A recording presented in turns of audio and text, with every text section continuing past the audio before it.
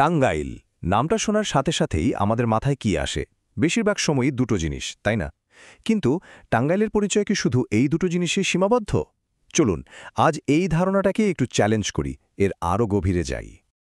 এই দেখুন টাঙ্গাইলের সেই দুই কিংবদন্তি, একদিকে পোড়াবাড়ির চমচম মানে যাকে বলে মিষ্টির রাজা, আর অন্যদিকে বিশ্বজুড়ে যার নাম ডাক টাঙ্গাইলের তাঁত শাড়ি। সত্যি বলতে এই দুটোই কিন্তু টাঙ্গাইলের পরিচয়ের একদম মূল ভিত্তি। পোড়াবাড়ির চমচমকে কিন্তু সাধারণ মিষ্টি ভাবলে ভুল হবে। এর পেছনে আছে প্রায় ২০০ বছরের ইতিহাস। আর এর আসল জাদুটা হলো এর গঠনে। বাইরেটা দেখবেন একটু পোড়া পোড়া, হালকা শক্ত, কিন্তু যেই না মুখে দেবেন ভেতরের সেই নরম তুলতুলে ভাব আর রসে টইটুম্বুর স্বাদ, এক কথায় অসাধারণ। আর তাঁতশাড়ি, এটা তো শুধু একটা পোশাক না, এটা একটা জীবন্ত ইতিহাস। ভাবা যায় সেই ৭ম শতাব্দীতে হিউয়েন সাং, তারপর ত্রয়োদশ শতাব্দীতে ইবনে বতুতা, তাদের মতো বিশ্ববিখ্যাত পর্যটকদের লেখাতেও এই অঞ্চলের তাঁত শিল্পের কথা আছে। মানে হাজার বছরের এক ঐতিহ্য যা আজও টিকে আছে।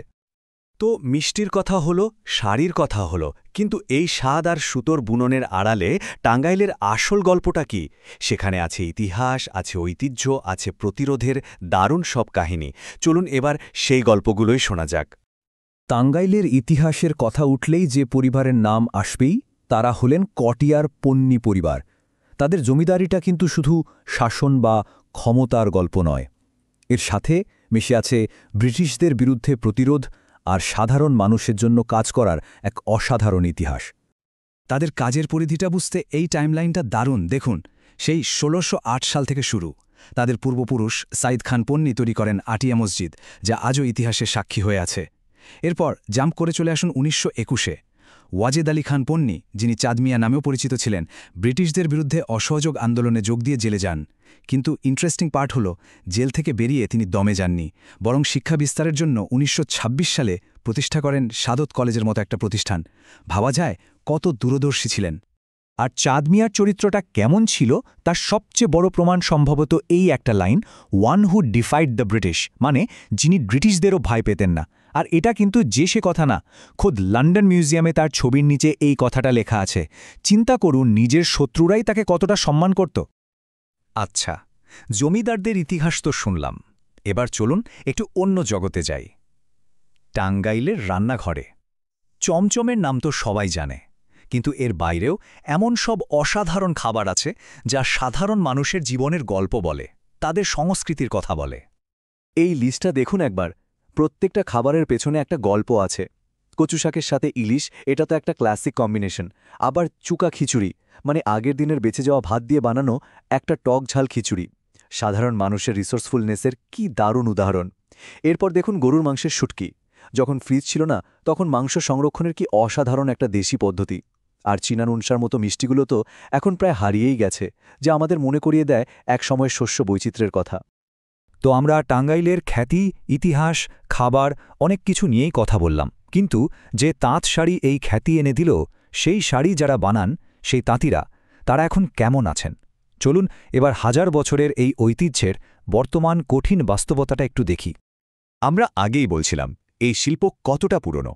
সেই হিউয়েন সাং ইবনে বতুতার সময় থেকে চলে আসছে। মানে যখন পৃথিবীর অনেক বড় বড় সভ্যতার ঠিকমতো জন্মই হয়নি, তখন থেকে এই অঞ্চলের তাঁতিরা অসাধারণ সব কাপড় বুনে আসছেন।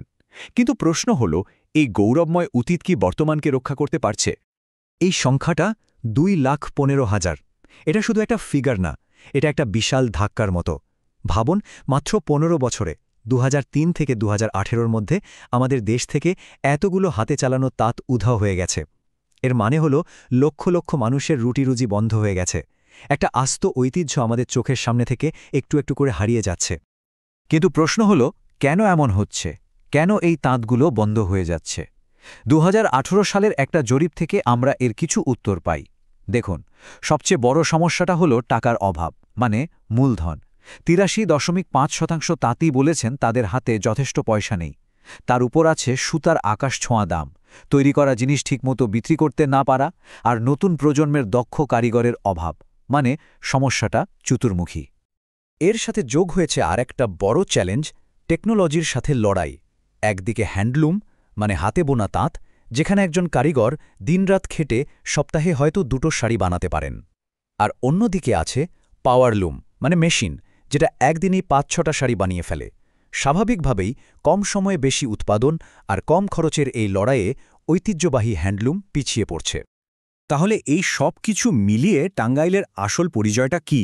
শুধু কি মিষ্টি আর শাড়ি, নাকি এর ইতিহাস, নাকি তাঁতিদের এই টিকে থাকার লড়াই?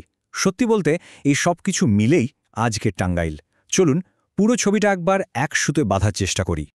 টাঙ্গাইল আসলে ম্যাপের উপর একটা জায়গা মাত্র না, এটা একটা জটিল সত্তা। এর পরিচয়ের অনেকগুলো স্তর আছে।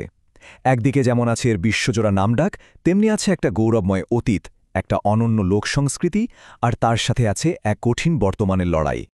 এক কথায় টাঙ্গাইলের বুননটা বেশ জটিল। এর সুতোগুলো কি? একদিকে আছে এর বিখ্যাত শাড়ি আর মিষ্টি, আরেকদিকে আছে প্রতিরোধের এক দারুণ ইতিহাস। এর সাথে মিশেছে প্রচারের আলো থেকে দূরে থাকা স্থানীয় খাবার আর ঐতিহ্য। আর সবশেষে আছে আধুনিকতার সাথে এক প্রাচীন শিল্পের টিকে থাকার এক কঠিন সংগ্রাম। এই সব কিছু মিলেই টাঙ্গাইল। শেষ করার আগে একটা প্রশ্ন রেখে যেতে চাই। যখন কোনো ঐতিহ্য তার নিজের খ্যাতির শিখরে পৌঁছায়, তখন কি সেই খ্যাতি তার অস্তিত্বের জন্য ঝুঁকি হয়ে দাঁড়ায়? টাঙ্গাইলের তাঁতশিল্পের গল্পটা কিন্তু আমাদের ঠিক এই গভীর প্রশ্নটার সামনেই এনে দাঁড় করিয়ে দেয়। ভাবনার বিষয়, তাই না?